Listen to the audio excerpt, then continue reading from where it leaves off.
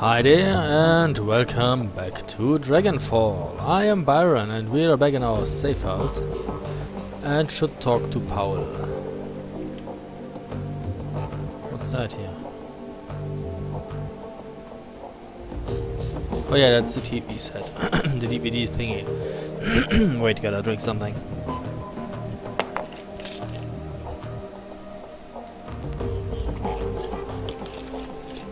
Okay, I guess it will be better now.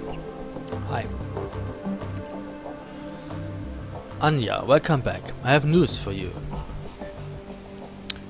In your absence, I've been looking into the Half-Felt Manor.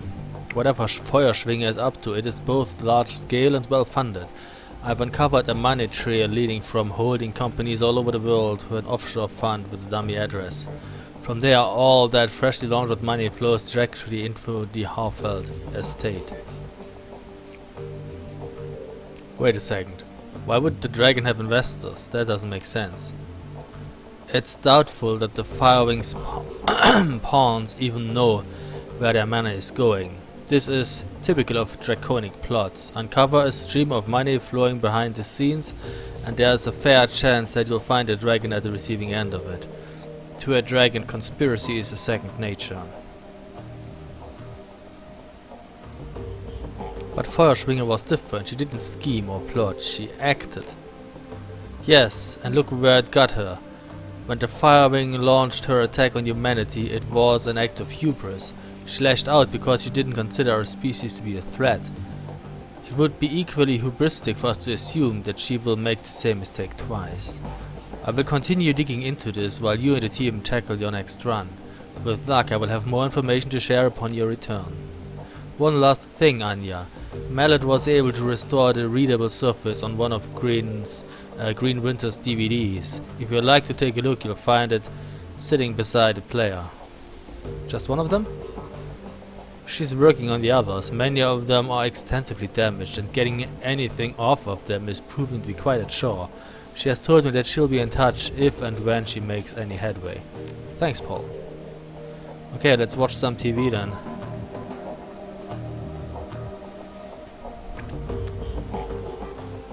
Oh, we already loaded the Watch Me thingy, right? Yeah. And load the second DVD. Play track 1. The timestamp on the video reads 2054. Oh, the 11th of November. Nice. Alright. As I said in my last track recording, I've been having trouble finding hard facts on Feuerschwinger, so I thought I'd open things up a bit. Let's see what Rumor Mill has to say. The screen jumps and Winters appears in a different location. He's now clutching a mug of soy calf in both hands, and there are bags under his eyes. Well, that was enlightening. Assuming that any of it was true, that is. So, for the past 5 hours I've been poking around some of the crazier fringe theories related to dragons and the Socks. As a reminder, the Socks is an irradiated wasteland between France and Germany. It got zoned off back in 08 after the Cattenom-Gau reactor meltdown. Cattenom, I guess that's French. Cattenom-Gau reactor meltdown. Gau is größter anzunehmender Unfall. This is the German term for a reactor meltdown. It's the greatest possible accident. Anyway, there are kinds of rumors floating around about the place. I've heard stories about a walled city in there that operates on a survival of the fittest or kill or be killed basis. Sort of like nightmare inversion of Berlin. All of the anarchy but none of the stability that the F-state provides. The radiation poisoning, cancer and mana pollution are just the icing on the cake.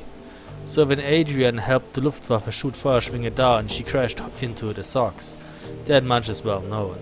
What isn't as well known are all the modern day myths that have arisen about her sins, and tonight I've heard an earful. I chatted up a girl who claimed to be a ghost rat. That's a smuggler that operates in the Socks. She told me about a dragon cult called the Disciples of Cleaning Fire. Apparently these cultists worship some sort of radioactive ghost dragon. Could be Feuerschwinger, or it could mean nothing. but it's worth digging into all the same. Another thing that my little ghost rat told me, the popular rumor in the socks is that Feuerschwinger's astral form was, I guess you'd say, mutated by all of that background radiation. Some of the glowpunks out there say that she shed her body like an old coat. Others say that she is trapped, doomed to languish as an intangible radioactive ghost.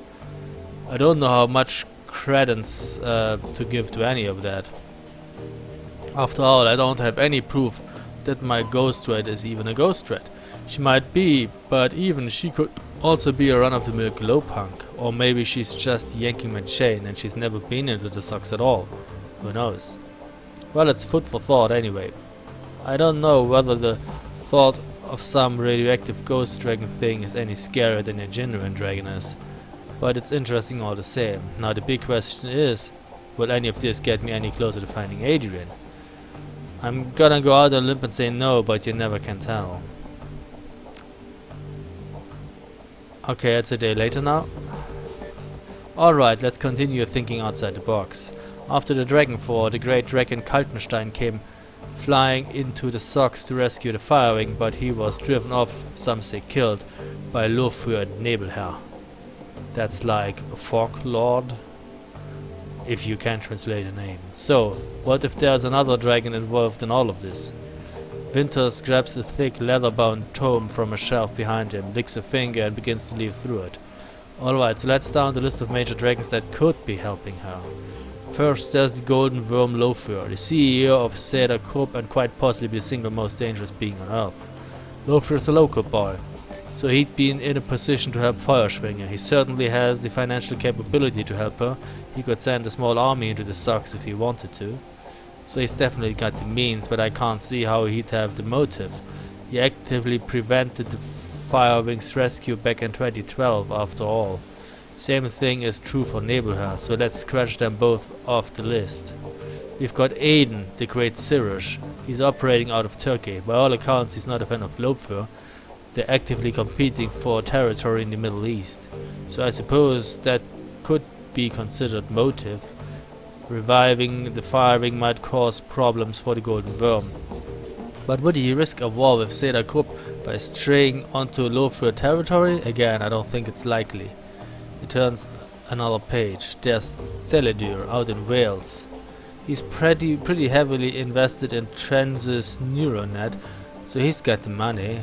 But he's too busy dealing with the BTL killer scandal that Transis is going through out in London to get his claws dirty in the socks.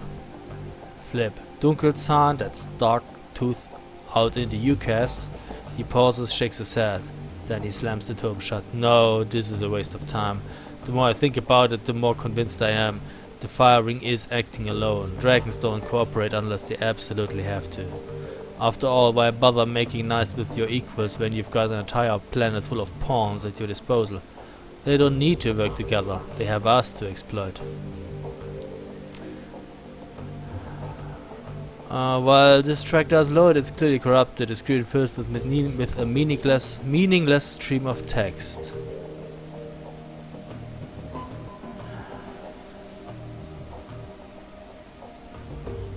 Okay, that really doesn't tell me anything. This file is partially garbled. You can recognize a few words here and there, but they're interspersed amidst a solid block of corrupted text.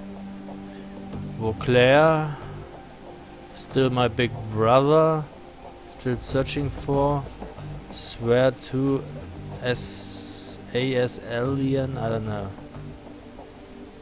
If it's the last, swear to Ash, new research, turning up, don't know.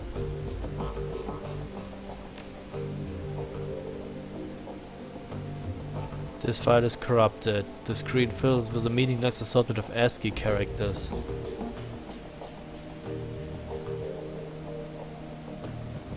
Doesn't make sense to me. The screen goes black and the same digital chime that you heard on the Dragonfall DVD plays again. A crackle of static fills the air, followed by that same, now familiar electronic whine. A few minutes later, the display goes live. Vauclair looks haggard. His eyes are heavily bagged and bloodshot and his hair is mussed. He holds a cigarette in an unsteady hand. Hermie, it's me. I can't sleep. I don't know where you are. Out having fun, no doubt. Maybe flirting with one of those unattainable beauties that you're always chasing. He tries on a smile, but it quickly disappears. He takes a drag on his cigarette. That's good. I want you to live a pleasant, normal life. After all, one of us should. Vauclair rubs his eyes. I can still smell the smoke, Hermie. It's almost a year later, and I can still taste the stench of burning corpses. When I sleep, I can hear the sirens and the screams. There is no sound in this world as horrible as a burn victim's screams. The doctors would call this PTSD, post-traumatic stress syndrome, I would say. What does D stand for? I don't know. They'd have me in therapy. Maybe dose me up on SSRIs like they do to our veteran soldiers. He chuckles and takes another track. Quite a story for the tabloids. The great dragon slayer Adrian Vauclair, mentally incapable of wrestling with his own demons. He shakes his head. No therapy for me, and certainly no medication. I have a reputation to live up to, however poorly deserved it is, and however little I want it. He pauses, stubs out his cigarette. The dragon is still alive for me, of that I am certain.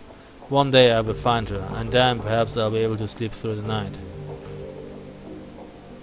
Okay. What does the third DVD do? 2042, the 5th of August. I was thinking about Adrian today, not as he was when he disappeared, not as the fabled Dragon Slayer, but of the big-time CEO of Deal Defense. The big-time CEO of Deal Defense I was thinking about when we were kids. Well, I was always more of a kid than he was, of course. He's 15 years older than me in a way. He was more like a parent than a brother. Winter pauses. His gaze drops to an invisible point on the table in front of him. So as I was thinking about the time when we were on holiday, our parents took us out the island of Puel to enjoy the beach. Don't know what island that is. I must have been about 5 years old. Adrian was 20. It'd be his last vacation, family vacation with us. A year later he'd begin his meteoric rise to fame and fortune. But on this trip he was my brother, and when I fell out of the little paddle boat that our parents rented and started sinking fast into the Baltic, he was the one who drove in to rescue me. You saved my life today, Adrian. I love you forever for that. And I will find you. I owe you that much.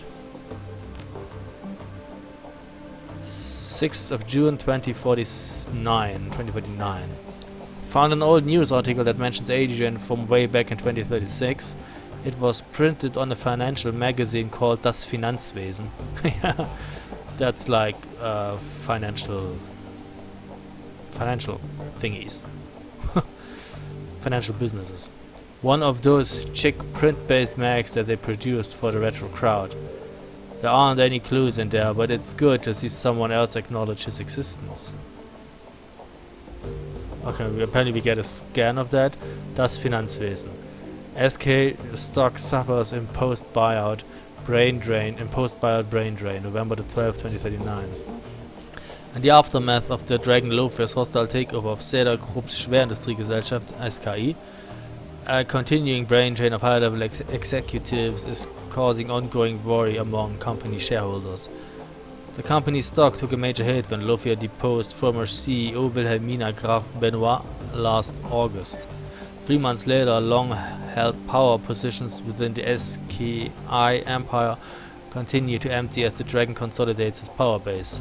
The most recent casualties of Lofia's takeover include Alexandra Kobayashi, former CEO of Seda Munitions, Matthäus Dorner, former treasurer of Ruhr Datafax, and Werner Harding, former CEO of Deal Defense. Harding stepping into the role to replace Dr. Adrian Vauclair, who disappeared under mysterious circumstances 2 years ago. Winter's face swings back onto the screen. So there you have it. That's what they had to say about Adrian a mere 2 years after his disappearance. My brother, the footnote. The data's corrupt, meaningless stream of text. Okay. Another one of those. Track 5. Dr. Vauclair. What is it, the 10th of September or the 9th of October 2034? I always get confused with that. How you Americans write your dates. It is my sad duty to inform you that by unanimous vote of the Aufsichtsrat, that's the board of directors, your position of CEO of Deal Defense will be terminated at the end of this calendar month. Your continued misallocation of company funds to pursue personal agendas cannot and will not be tolerated any longer. From the desk of Werner Harding, okay. The supervisory board is not unsympathetic to your mental state. The trauma that you endured during your pursuit of the dragon Feuerspringer must have been enormous, but your continuing obsession with the dragon, the dead dragon I might add, has proven a negative influence on this company and an unjustified drain on company resources. The board wishes you all the best in your future endeavors. We have prepared a generous civilians package to assist you in this time of transition. If there is anything more we can do to help you, please don't hesitate to ask. Werner Harding. And that was that. Let's talk to the guys. Do you have anything else to say?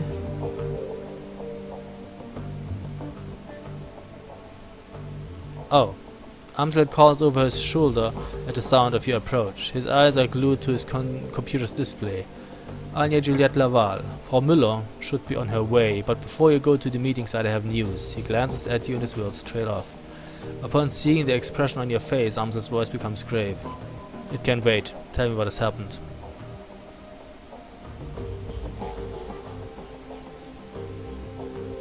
Bad news, my friend. Somebody is hunting us. They set up an ambush on the U-Bahn line. Amsel pauses, then gives a curt nod. Truth be told, I've been expecting that something like this might happen. I'm just glad that you made it out alive. Hand over the encrypted PDA. One of the attackers dropped this. Amsel takes the PDA from you and examines it. Yes, I should be able to extract some information from this. Give me a moment. He plugs the PDA into his computer and goes to work. A few moments later he lets out a grunt of dismay. Well, Anya, I was able to recover a file, but unfortunately that's all I'll ever be able to pull off of this thing. All that anyone will, truth be told. It must have been running some kind of counter-intrusion software. The instant I gained access, it bricked itself. Amsel disconnects the useless PDA and drops it to the ground. It clatters to a rest on the metal floor. What did you manage to pull off of it? A COM file. The audio is all here, but it looks like we've got video from one side of the conversation. Let's see what we have. He opens the file and a nightmarishly familiar face appears on the screen. Bachmeier. The voice bleeds out from Amsel's speakers, filling the room. Audrun here. What's your status? Bachmeier's image is garbled, but his voice sounds young and eager.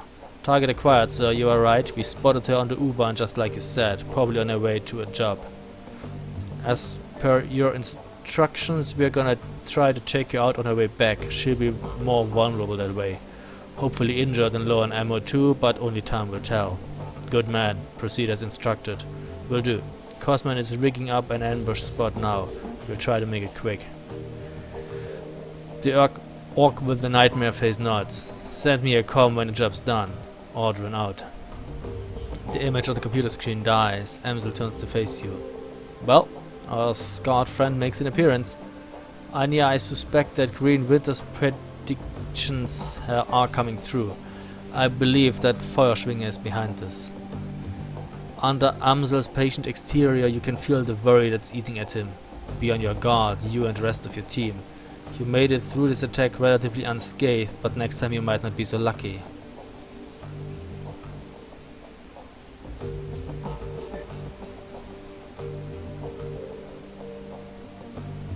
At least now you have a name to put to the face, Audrun. Yeah, Audrun, well that's the name apparently. Well, that's not all we have. As I was saying when you first walked in, I have been productive as well. I was able to uncover some new evidence in your absence, and coincidentally enough, that evidence pertains to our scarred friend. You might recall that I said I dig into Aldrin's skin grafts. Well, I did, and that research has finally borne fruit. One of my contacts outside of Berlin handles the paperwork for private hospitals all across Germany. It's a dull, boring job, but it does have its perks. Amsel pulls open a file on his computer. A medical chart opens up on the screen. As it turns out, our scarred friend's skin grafts were performed at a legitimate hospital after all. Some good news for once, what do they say? Well, they're rather light on identifying information. Our friend's name is listed as Max Mustermann, the local equivalent to John Doe. But they do cover his injuries in great detail. Aldrin's injuries were extensive. He had 2 broken ribs and a shattered pelvis, and he had sustained third-degree burns over 60% of the body. Most damningly of all, he was suffering from an acute radiation poisoning. His body had absorbed 5,000 millisieverts of ionizing radiation, a lethal dose without treatment. The information dries up at that point.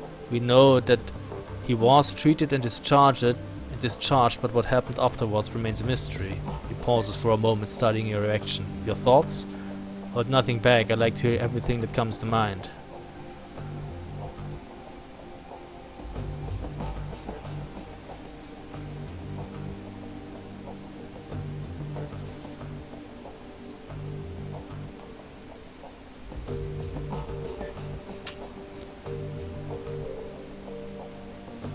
Yeah, that's the thing. Well, those burns sound like Dragonfire, but if the Firewing burned Aldrin, why would he be working for her now?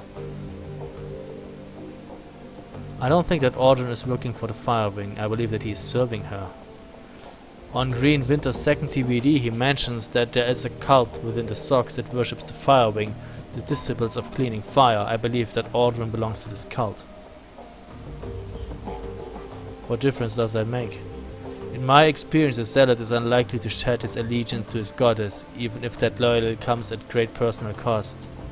So it is possible that Aldrin is a dragon cultist. This seems to fit with much of the other information that we have uncovered. Did any other red flags jump out at you?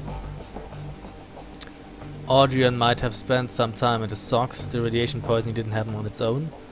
Agreed, 5,000 millisieverts is a lot of exposure.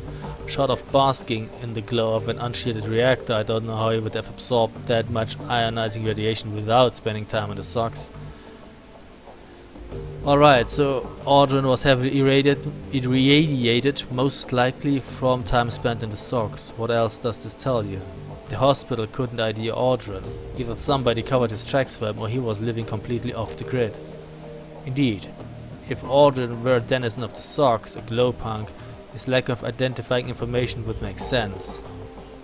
Amsel adjusts his glasses. It's a working theory at any rate.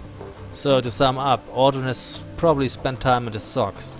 It's possible that he even lived there as a member of Feuerschwinger's dragon cult, and he is after you. Amsel pauses for a moment before continuing. In my mind, all of this reinforces one fact. We need to find Vauclair, we need to do it fast.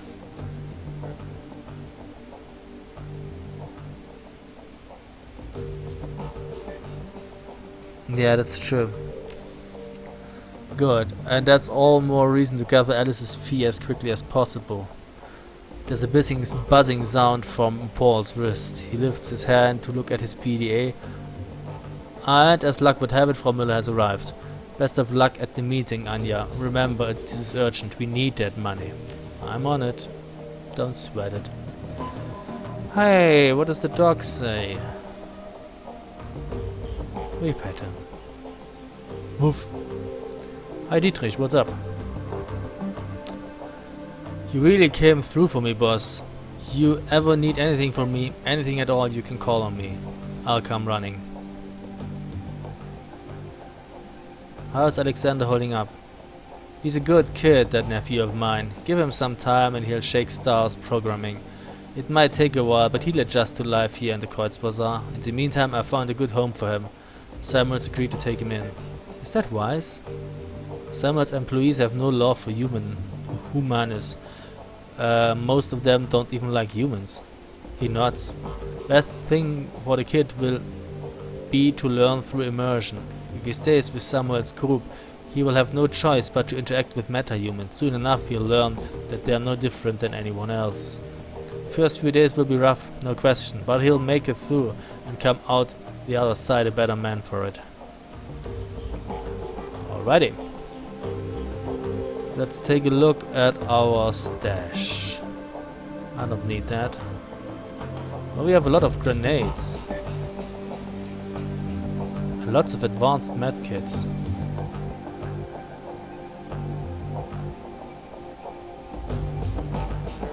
What do we have? We have an Ares Predator.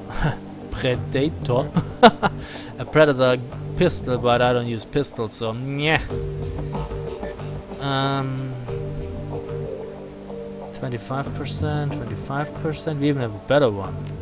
See that? And we pick up 2 advanced medkits. I don't actually need the Mossberg shotgun, since, well, shotguns are not my style. Let's say hi to Eiger. She didn't participate in the last runs, mainly because her skills are too close to my own. As you approach, Eiger turns to face you. Her rifle has been field stripped and is lying in pieces on a sheet of butcher paper. Arranged in a neat row along the edge of the paper are bottles of copper solvent, bore cleaner and lighter fluid. Our fearless leader returns. What do you need? I'd like to hear about your time in the KSK. And that actually, last time I said Krisenspezialkräfte, but it means Kommando-Spezialkräfte. There's another thing, it's called KRK, KRRK, that is Krisenreaktionskräfte. You can get your abbreviations in a bunch every now and then. She shakes her head. No, I'm not in the habit of sharing war stories, Anya. Not with people who've never served. Doesn't have to be a war story. I just want a better idea of who I'm running with. She looks you in the eye for a moment, evaluating. Finally, she shrugs. Alright, Anya, you win. I owe everything to my time in the KSK, from my street name on. So, you tell me what you want to know and we'll see where it goes. Tell me how you got your street name. Back when I was in basic training, a fellow recruit made a vulgar joke at my expense. He said that I reminded him of the north face of the Eiger in the Bernese Alps, huge and beautiful but dangerous to climb. His tone left little doubts as to what sort of climbing he had in mind. I think that he was trying to proposition me in his clumsy way, poking me in front of the other recruits to try to provoke a reaction. She shrugs. Anyway, he got one. I broke 3 of his ribs and the name stuck. Served him right. Eiger rejects it with a critical eye. You might actually mean that, but then you may just be trying to get on my good side. Anyone who'd actually use a line like that deserves to get smacked around a little. She nods. For once we're in complete agreement, but there was more to it than that. As soon as that idiot made his little joke, it was foregone conclusion that I was getting saddled with the nickname Eiger. My only choice in the matter was whether it happened under his terms or under mine. If I hadn't broken that twit's ribs, the name Eiger would have meant difficult sexual conquest to a whole barracks full of recruits. That's what I would have been to them from that point on. My own accomplishment be damned. Thanks to what I did, my new street name meant the troll who doesn't take shit from anyone instead. It's a name I'm proud to go by, and I've hung onto it ever since. Eiger pauses for a moment and looks you in the eye. A word of advice to you, Anya. If anyone ever puts you in the position that he put me in, if he demeans you in front of your unit, whatever his intent, the appropriate response is to put that person down. Hard. Out in the field, nothing will kill you faster than losing the respect of your team. By that logic, I should have broken your ribs after Monica died. In your place, I would have. She looks you up and down, appraising you. Not that you'd have succeeded if you tried, but in terms of saving face, it would have done wonders. In all seriousness, Anya, I'm sorry that I put you in that position. I shouldn't have, and I acknowledge that. She straightens. Need anything else, or can I get back to prepping for our next run? Tell me about your team. Fair enough, I guess that you've earned it. There were 8 of us. 2 commander squads working together as a single unit. Schmidt and Lange were combat deckers. Wolf was our rigger and combat engineer. Fischer handled demolitions. Brown was a medic, and the rest of us, Metzger, Krüger and myself, were weapon experts. Our mission was extraterritorial. Technically illegal, but important enough to justify the risk. We'd been sent across the border into Poland. The Russian mafia had set up a cottage industry in human trafficking all along the Oder-Neisse line. Oder-Neisse is the border between Poland and Germany, and it was our job to disrupt it. Yeah, if I had a security etiquette, I could have made a smart remark. GSG. Before we had the KSK, we had the GSG 9, GSG 9. That sort of is a special police forces unit that handled like terroristic attacks and stuff like that. They like liberated planes that have been taken hostages and stuff like that. That's, well, it's a good unit. It still exists, but well, it's more a police unit. Of course, they do well. They fight pretty well, but in a war, you may need a bigger stick, and that's when they created the KSK. So go on. We were a good team, experienced. We went through a lot together and we chalked up a lot of kills. In our own way, I'd like to think that we did some good. Who was in command? Metzger, best leader I've ever had the pleasure of serving under. Face clouds. He was a hell of a man. Apparently he's dead. But he went down with the rest of the team, everyone but me. What happened to the team? She shakes her head. No, that's one story that I won't be telling. They died, that's all that you need to know. Thanks, Iga. So, was there something else that you wanted to talk about, or can I get back to cleaning my rifle? Your thoughts about the last run? After all of that moral ambiguity that we've been wading through, hitting Humanis was incredibly satisfying, like you were part of it. What they had planned, it makes my blood boil just thinking about it. Seeing Stahl laying dead on the ground brought a smile to my face. I hope that he enjoys rotting in hell. Okay. Let's see what Glory has to say. Chloe's expression remains distant, but her lips curl upward into a hint of a smile. Anya Juliette Laval, need something? Everything still okay with you? You never need to worry about me, Anya, I'm fine.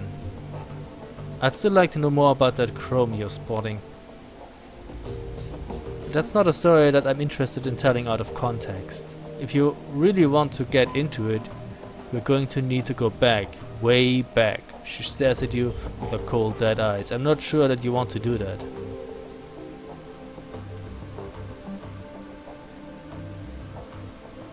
You say that you'll give me answers when we talk about your past, so let's talk about it. Why do you care? There's no hostility in her voice. If anything, she sounds suspicious. Because I'm the leader of this team and I need to know as much as I can about the runners who are working with me. She pauses for a moment considering, then she nods. Alright, fine, we can talk, but we're doing it on my terms. This is a long story, Anya. Long and ugly and cruel. Are you sure you want to hear this? Well, it's been going on for a while, but we will continue. Please. Alright, I'm going to start at the beginning. Not for you, for me. I guess that it might help me say all of this out loud. She takes a deep breath and slowly releases it. When she speaks, her voice comes out in a cool monotone. My family lived in Stuttgart. It was a nice enough place, I suppose. My parents worked as wage slaves for the IFMU. My mom was a good person. Once upon a time, my father was a decent person as well. That's what Mom always told me, but I never knew him that way. She pauses for a long moment. When she begins speaking again, some of the ice has fallen away from her voice. For the first time since you met her, Glory sounds alive. The dad that I knew was an old, damaged Euro war vet who turned to hardline religion to make sense of the world. In Stuttgart, that meant either the Ritter Christi or the fashion cousins, the Kreuzritters.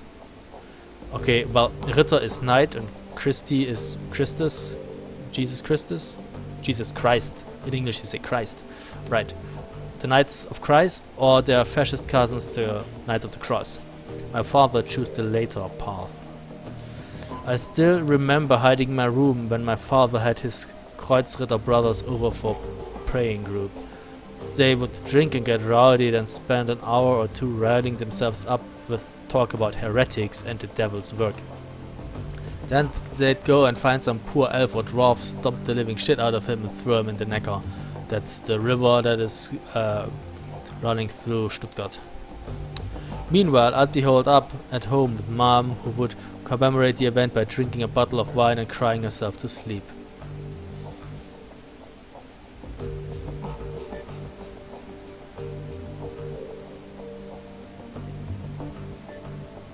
Just elves and dwarves? I assume that a mage or an orc would make a more tempting target. What, you mean pick on a victim who could fight back? Glory shakes her head. No, my father and his pack of jackals weren't up for that kind of trouble. They'd had more than enough of real combat when they were young men back in the Euro Wars. They just wanted to feel big and in control of their lives again. It didn't matter to them who they hurt in the process.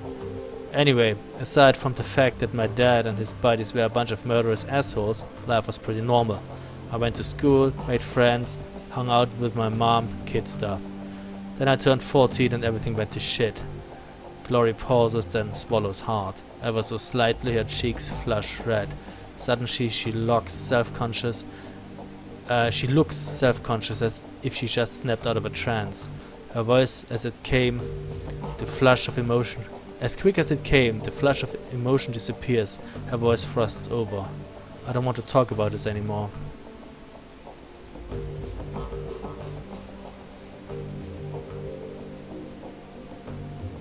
Airing this stuff out is clearly helping you to work through it. Yes, it is. Glory stares at you through cold, dead eyes. But I'm not going to be able to get through this in one sitting. You need to understand that. She turns away from you, her movements mechanical. Now, let's get back to the job at hand, shall we? Okay, I understand that. But do you have anything... any thoughts about the last run? I have no strong feelings about the run one way or the other. Humanis is, of course, a horrible organization, but then so is every other target we've run against. To say that they deserved it would be redundant. She pauses for a moment to consider. That said, I'll admit that I did enjoy a certain sense of satisfaction watching Stahl's head come apart. So there's that.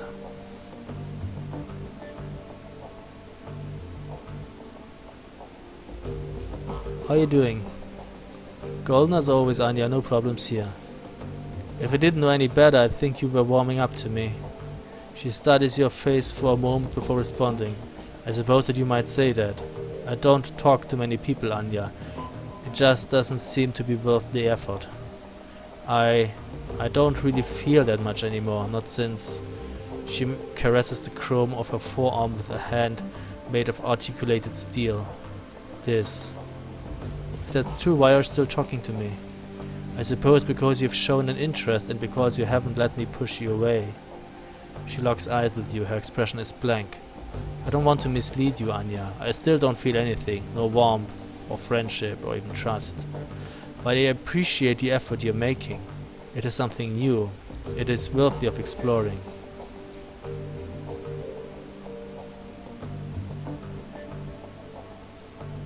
You said that things were bad when you turned 14. I'd like to keep talking about that. No, I'd rather not. Because I don't see a reason to. The memories are unpleasant, and dredging them up doesn't serve any real purpose. You're wrong about that. The last time we talked, it had an impact on you. That's reason enough to continue. She pauses a moment to consider your words, a troubled look on her face. I suppose that's true. Feeling discomfort is better than feeling nothing at all. Alright, here's the deal, Anya. I'm going to talk. You listen. When I'm done, I'm done. No complaints, no arguments. And we'll see what happens. Deal? Deal. Right.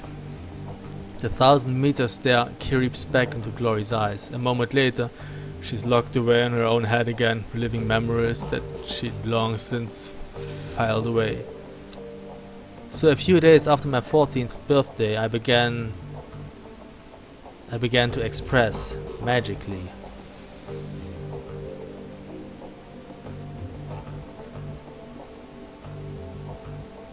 You're magically active?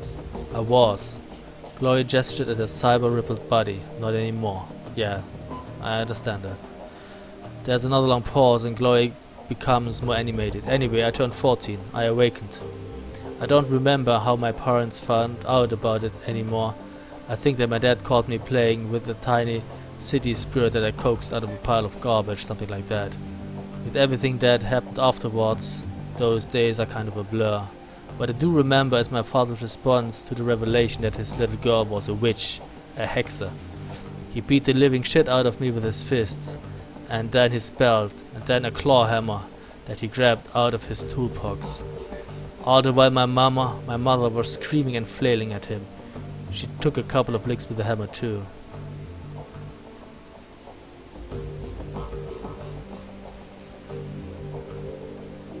What about the neighbors? Did anyone call the Polizei, that's police, or Pro Securitas? Oh, sure they did. Our neighbors were perfectly decent people. Even if they couldn't admit it to themselves, they knew what my father was up to.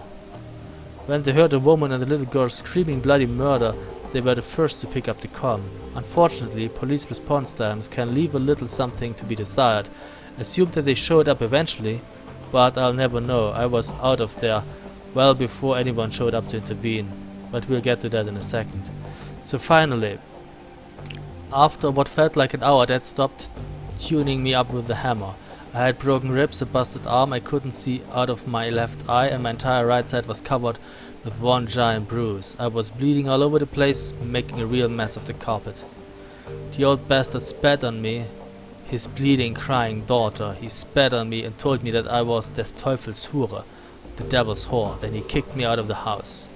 As I was crawling away, my father told me that if he or any of his Kreuzritter brothers ever saw me again, they'd treat me as the Berlin chapter treats the enemies of God. If you're not familiar how the Kreuzritter here in Berlin deal with heretics, it's decidedly less pretty than what my dad and his buddies did to their victims. I got the hint, and the next morning I hitched a ride out of Stuttgart. You were a human girl, presumably with an ID. Why didn't you go to a hospital? Oh, I did, but not in Stuttgart. If I went to a local hospital with the kind of injury that Dad gave me, there'd be questions, and I couldn't afford to stay in town any longer than I had to. Even if my dad wound up getting arrested for beating me, the rest of the local Kreuzritters would have found me, and I would have wound up skinned alive and thrown into the Neckar. I wound up in Tübingen, that's the city next to Stuttgart. I figured it'd be a safe enough place to find medical attention, and maybe to call home. It's not far from Stuttgart, but it has a huge student community that I figured I could blend into, and the university has a decent magic department. My ride dropped me off at the university hospital, and they patched me up pretty good. Had some questions for me about how I got so beaten up, but I lied and told them that I'd been mugged, which played nicely into my complete lack of cash credits and identification. Glory pauses for a moment and looks down at the floor. The eyes then fixes her eyes on you. She's visibly tense. We're gonna fast forward through the next few years. I was a kid on the street. I got by as best as I could, doing whatever I had to. The rest we can leave up to your imagination. Good?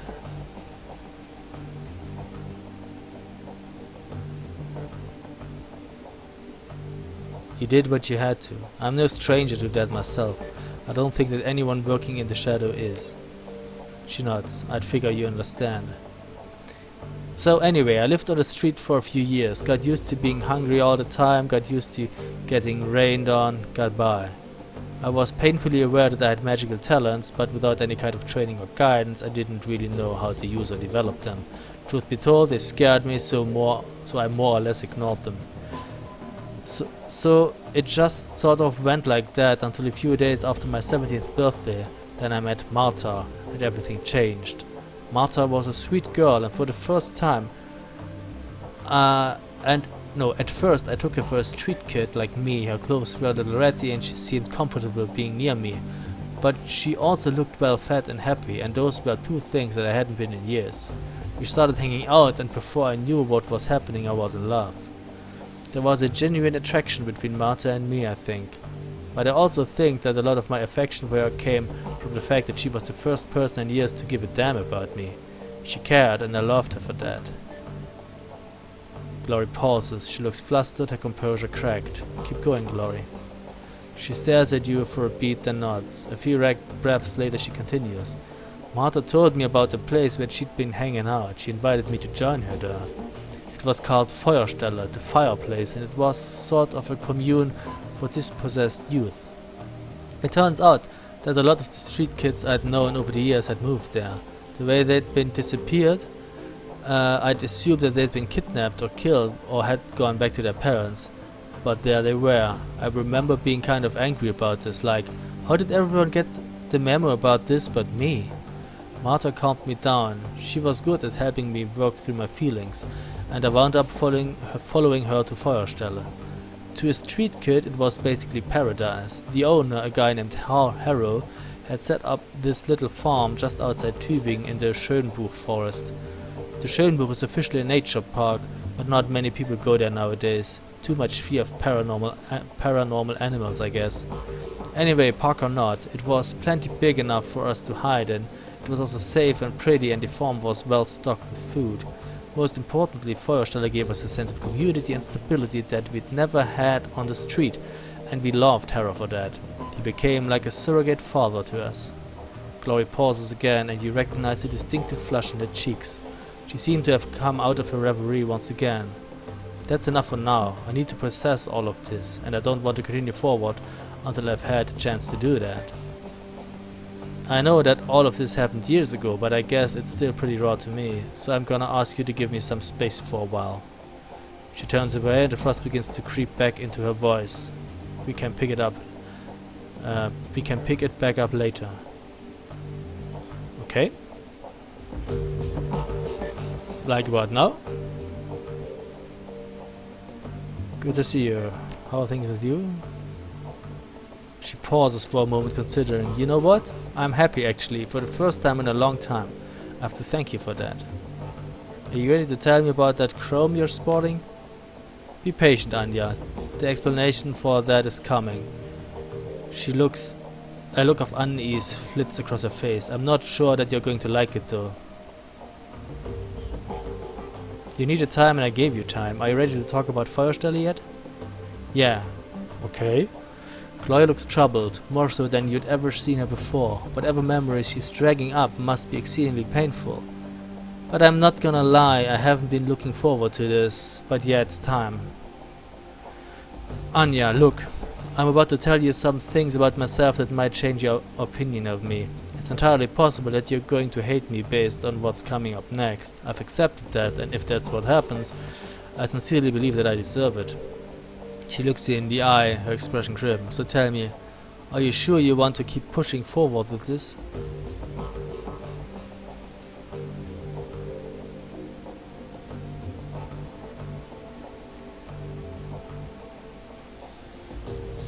This is important for you, Glory. After everything we've been through, I think that we both know that.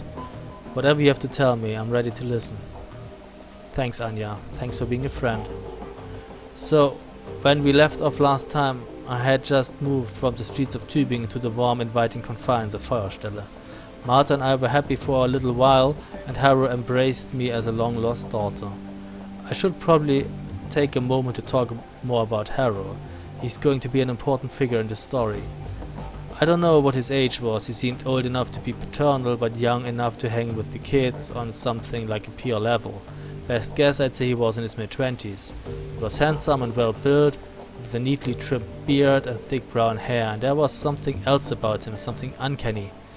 Harrow had this charisma, this raw magnetic attraction that just made people latch onto him. I saw it over and over. All it took was a few words and a pat on the shoulder, and Harrow would have a new convert. The other kids at the farm followed him around like lost puppies. As much as I loved Martha and as much as I thought she loved me, we forgot all about one another when Harold was around. All that we wanted was to be close to him, to be part of his inner circle, and soon enough we were. For a girl of 17 it was at all terribly exciting. Harold had these rules of living that he would teach us, rules about self-determination and the importance of disobedience. He claimed to have taught classes at the University of Berlin, which he painted as a mix between an earthly paradise and an anarchist playground. He told us how Feuerstelle would be the focal point of a new movement for the children of the fatherland. He told us that we were special. We ate it up, of course, we were kids. For those of us in the inner sanctum, Harold would share even more. He had power the likes of which I had never seen. Not my father's drunken fists or my own childish experiments, but genuine, incredible power. He said that it came from the Horn God, an ancient deity that he venerated. He knew about my latent abilities right away and he offered to teach me. Naturally I accepted. I have heard of the Horn God. His followers have a poor reputation, especially amongst women.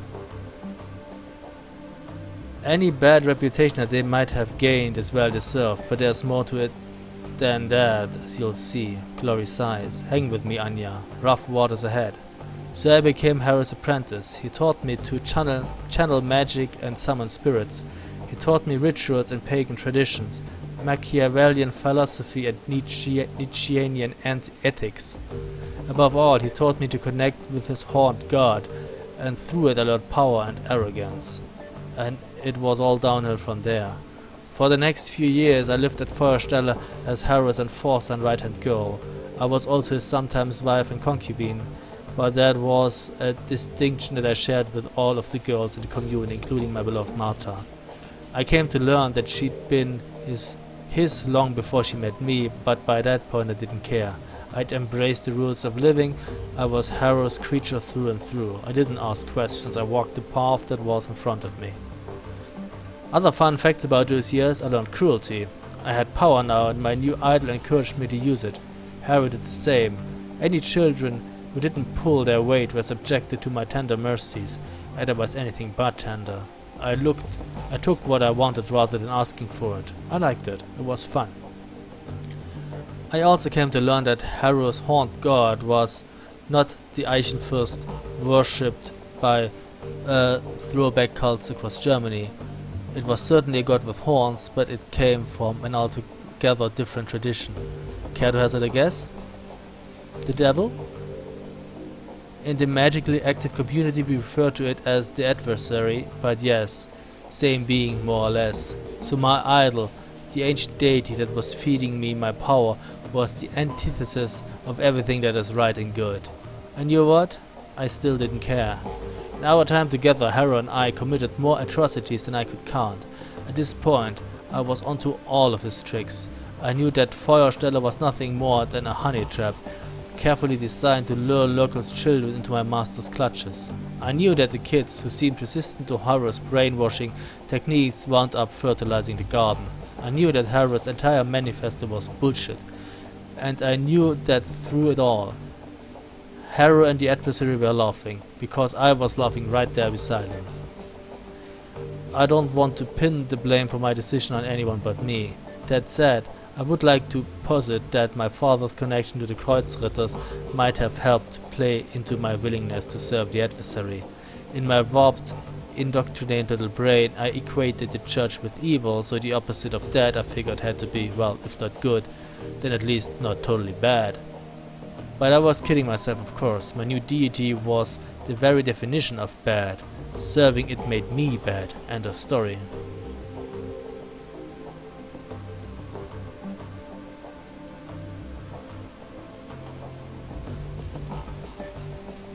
I can't excuse the choices that you made, but I can understand why you made them. That's big of you, Anya. I genuinely mean that.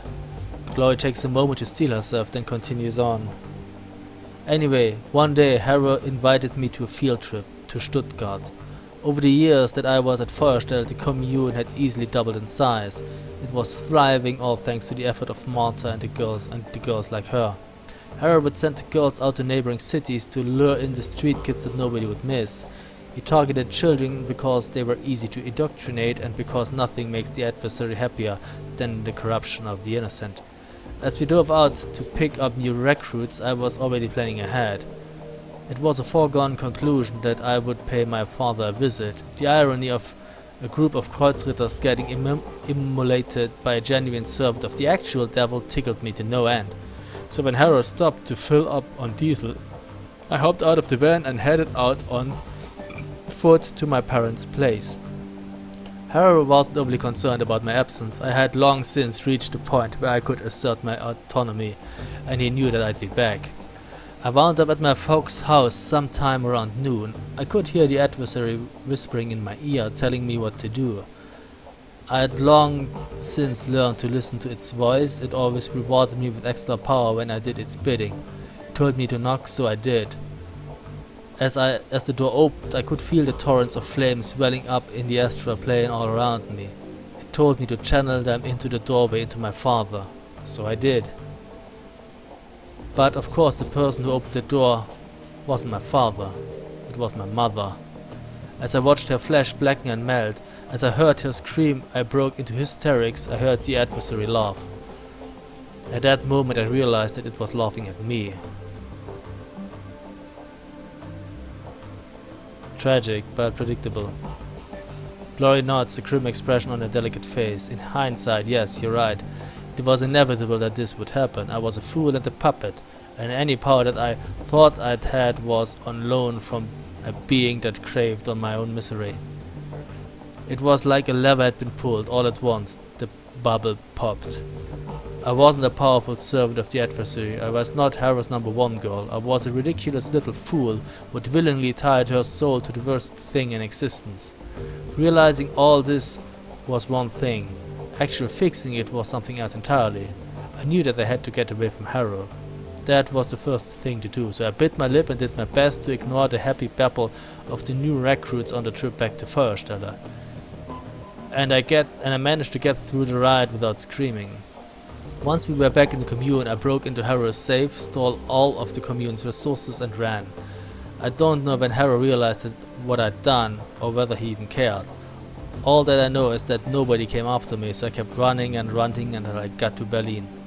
Getting past the wall was fairly simple. You know how easy it is to obtain falsified papers. The biggest obstacle that I faced during my flight was the adversary itself. I could run from Harrow, but how do you run from something that's tied to your own soul? Let me guess. No, you can't say it like this. I have a feeling that I know. The haunted look in Glory's eyes is heartbreaking. She gives you another curt, grim nod. I walked into the office of the first street dog I could find, pointed at all of the biggest, bulkiest pieces of cyberware that he had on display and told him to put them into me. He tried to upsell me better merchandise, arguing that what I was asking for was old and inefficient, better suited to be installed in a museum than in a body. He told me that I'd be shredding my essence and that once it was gone I'd never be able to get it back. I stuck to my guns. After all, shredding my essence was the whole point. Gloria looks up at you. Her eyes are sunken and hollow, and the aura of loss about her is palpable. She looks like a woman who has been through hell. That's all for now, Anya. You've heard the tale, and you know why I am the way I am. You know the things I have done and how much I have to atone for. If you still want my company, fine. If I have lost your friendship, I understand that too. But for now I need to be alone. Ooh, that's quite a story, girls and boys. We've got a job to prepare for, Anya. I don't have any more time to talk. Hit me after the run if you like, but for now I need some space. Okay, I understand that. We have much more to do. We have to check the computer, we have to get money, we have to buy stuff. But we will do all that in the next video. So, thank you very much for watching and see you soon. Bye.